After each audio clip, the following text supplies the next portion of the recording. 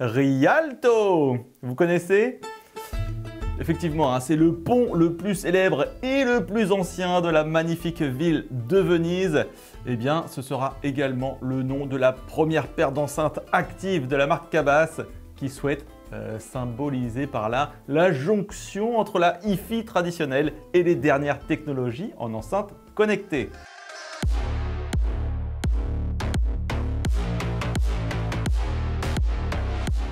Bonjour à tous, c'est Benji, bienvenue dans l'appartement Cobra. Regardez ce que j'ai avec moi. Je vous présente les Rialto et je suis super content. C'est la nouvelle paire d'enceintes actives de Cabas, donc format biblio. Elles sont connectées, elles sont intelligentes, il y a toutes les connectiques qu'on aime bien et elles sont aussi très puissantes. On a quelque chose de très sérieux ici les amis.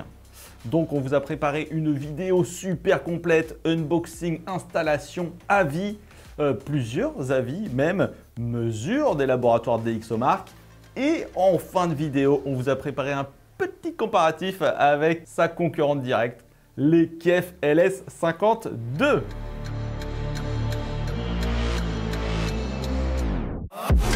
Allez, c'est parti pour la découverte des Rialto de Cabas. Elles vous sont livrées dans un gros carton de plus de 20 kg. C'est lourd! On ouvre et on tombe sur la première bonne surprise, un câble HDMI d'1,50 m. Oui, on pourra les brancher au téléviseur en HDMI. Ensuite, vous avez un câble optique de 2 mètres. Alors celui-ci, il est prévu pour relier les deux enceintes. C'est pas du tout obligatoire, hein. Elles fonctionnent sans fil. Mais ça peut être recommandé lorsqu'elles sont branchées au téléviseur afin de vous offrir une qualité optimale et en cas voilà, de Wi-Fi un petit peu perfectible dans la maison. Ensuite, les bibliothèques sont présentées dans des sacs en tissu. Alors juste, en fait, ils ont oublié de remettre les caches dans le carton, mais sachez qu'ils sont quasiment identiques à ceux des Pearl Akoya qu'on a là. Donc voilà, je vous montre un petit peu ce que ça fait quand on le met dessus.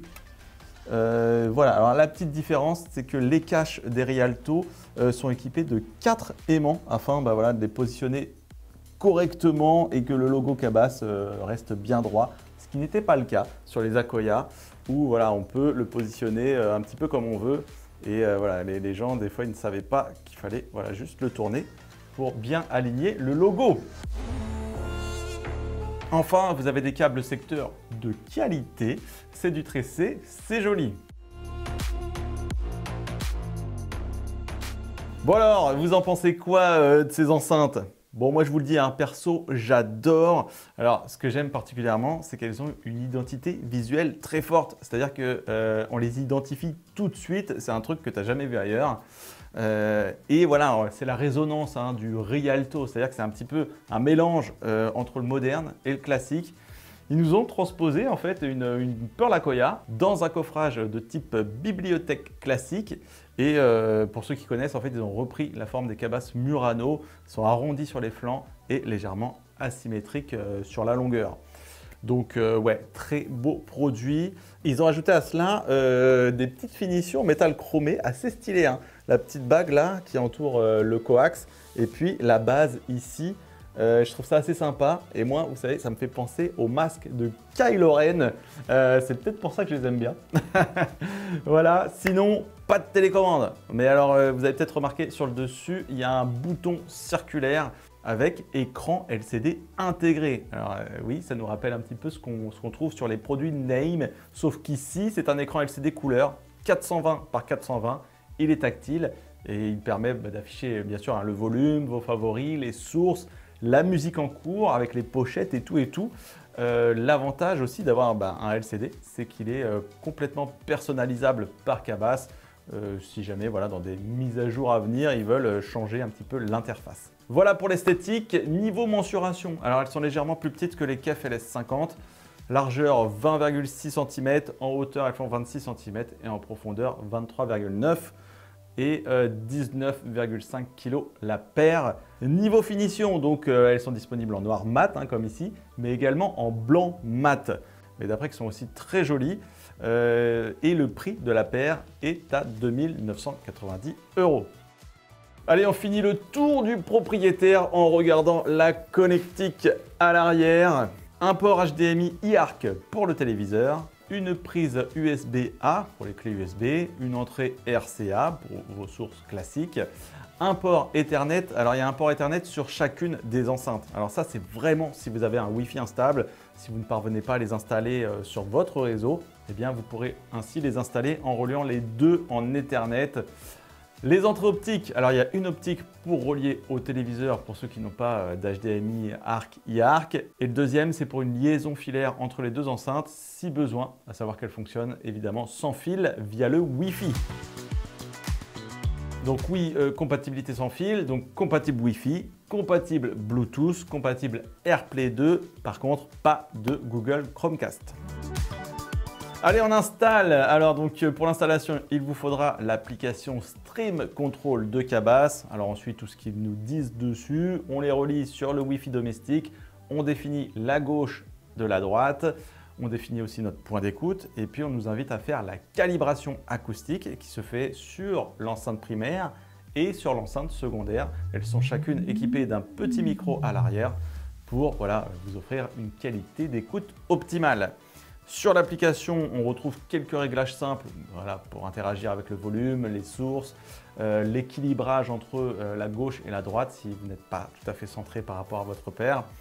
Par contre, l'application n'offre pas d'égaliseur, mais différents modes d'écoute. Il y a un algo d'ailleurs qui est très intéressant qui va agir sur le niveau de basse de l'enceinte. C'est le Dynamic Fidelity Enhancer. Alors retenez ça bien parce qu'il modifie vraiment le rendu sur le grave et on l'abordera lors de nos écoutes. Vous pouvez également jouer sur le spectre audio qui va influer sur la tonalité de l'enceinte de haute à basse. Personnellement, ça, j'y ai pas touché, donc voilà, j'ai laissé en neutre pendant mes tests. Voilà pour l'appli. Alors, c'est pas la mieux que j'ai vue. Après, elle reste relativement simple à utiliser. On y retrouve les principales plateformes de streaming, Qobuz, Deezer, Spotify, Tidal, Napster et également les radios internet. Ça, c'est cool. Vous pouvez également configurer des assistants vocaux, Google Home ou Alexa depuis l'application. Allez, avant de les écouter, on se fait un petit point sur l'architecture des Rialto. Cabas reste fidèle à sa structure triaxiale, tout comme sur les enceintes de la gamme Pearl. En fait, ça veut dire que tous les haut-parleurs sont sur le même axe. On retrouve le tweeter qui est devant, qui est centré sur le haut-parleur de médium, un haut-parleur de médium de 13 cm en fibre de carbone. Et à l'arrière, on retrouve le haut-parleur de grave. L'idée du triaxial, c'est d'offrir des ondes sonores qui émanent d'un seul point source, afin qu'elles se propagent de façon cohérente et naturelle, sans interférence et coloration artificielle du son. C'est l'idée.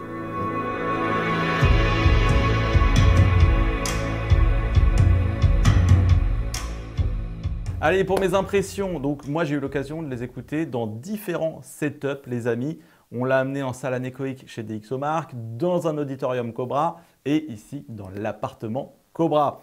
Et j'en ressors avec une très bonne impression. Franchement, ces bibliothèques actives de Cabas donnent du plaisir à l'écoute. Elles sont puissantes, elles sont équilibrées. Le niveau de grave, super impressionnant. Franchement, j'ai été assez soufflé là-dessus. Ça donne une vraie belle rondeur dans le son. Et même si on les compare aux Akoya, elles vont plus loin justement. Elles descendent plus, je trouve. Alors ça, c'est peut-être aussi dû au coffre à la caisse. J'ai bien aimé aussi le dynamisme. C'est vrai qu'on a un beau dynamisme, une belle ouverture stéréo. Je les ai trouvés peut-être un poil directives, mais ouais, très très séduits par l'écoute. Et alors, attention, en fonction des morceaux qu'on écoute, on sera tenté d'activer ou non le petit mode, la Dynamic Enhancer dont je vous ai parlé dans l'application, qui influe fortement sur le niveau de grave. Donc voilà, donc en fonction des morceaux, vraiment ça peut faire la différence, donc gardez bien ça en tête.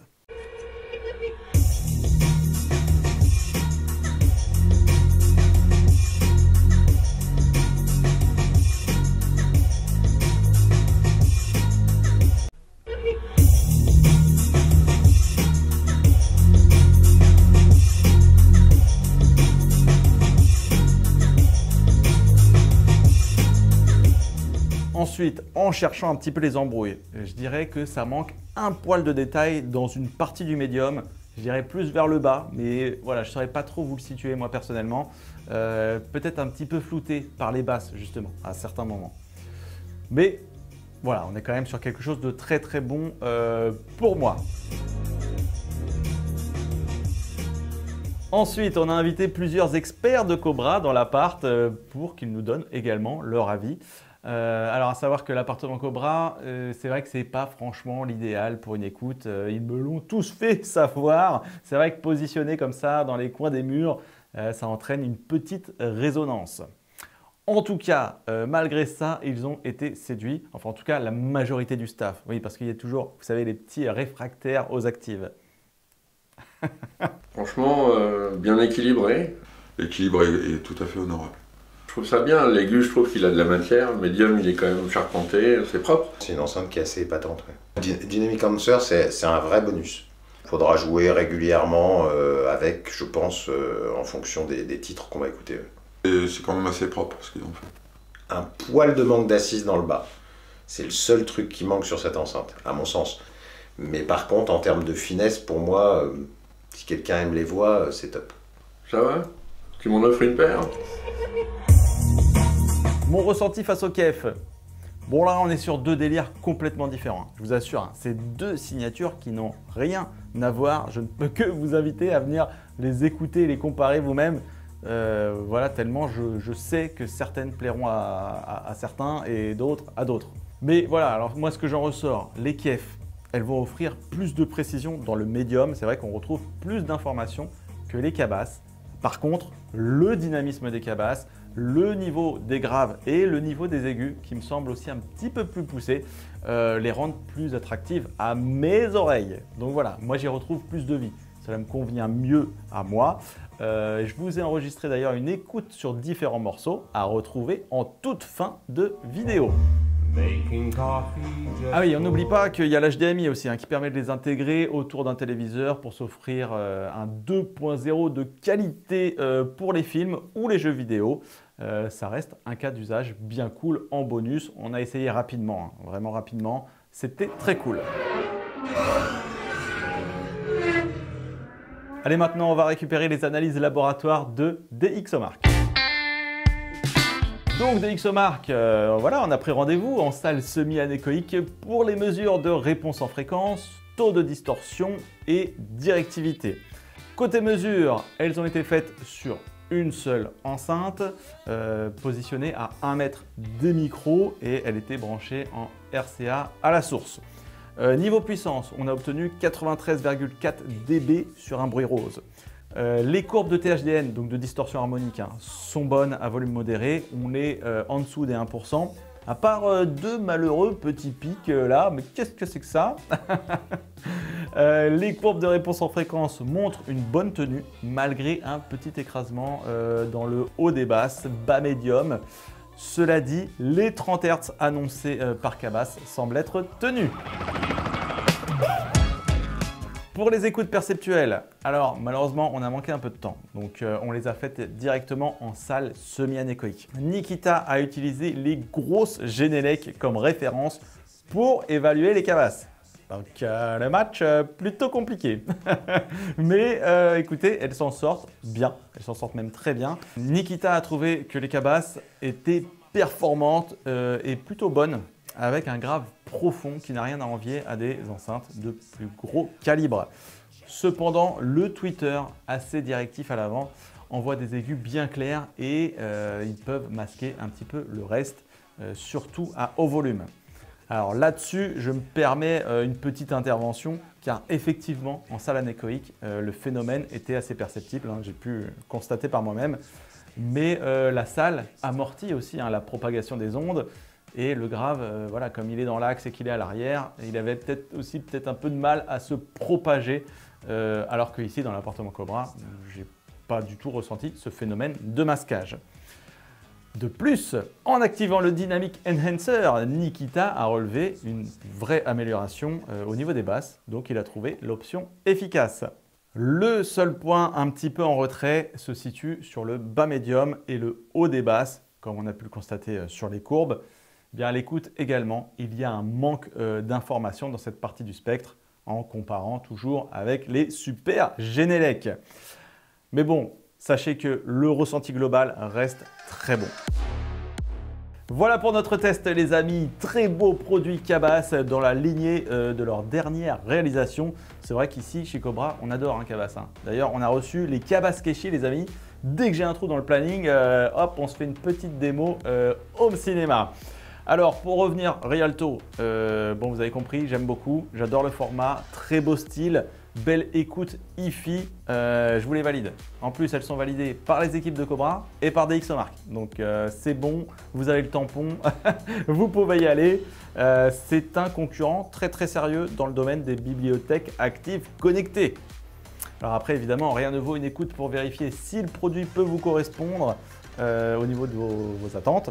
Et ça se passe dans les auditoriums connectés des magasins Cobra, Paris 11e, Boulogne-Billancourt. Merci d'avoir regardé la vidéo. C'était Benji. Je vous dis à très bientôt et je vous laisse avec une écoute comparative entre les Kef LS52 et les Cabas Rialto. I'm happy on my own, making coffee just for one. Eating breakfast. Well, I'm happy on my own, making coffee just for one, and eating breakfast all alone. Fewer dishes to be done, and eating breakfast all alone. Fewer dishes to be done.